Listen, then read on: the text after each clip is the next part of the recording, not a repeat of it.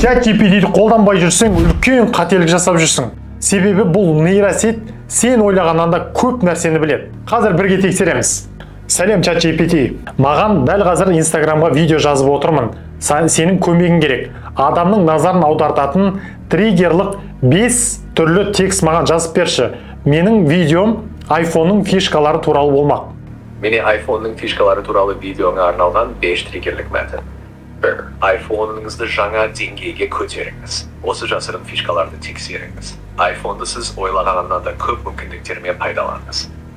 3. Бұл iPhone-ның фишкаларын білмегеніңіз дұрыс болармайды. 4. iPhone-ыңыздың барлық құпияларын ашуға дайынсыз ба? iPhone-ды жасырып тұрған 5 ерекше фишка сізді таң қалдырады. Бұл мәтіндер көрермендердің қызығушылығын арттырады деп ойлаймын. Егер де видео пайдалы болса, тіркеліп және сақтап алуды ұмытпашы, себебі іздегенде қатты қажет.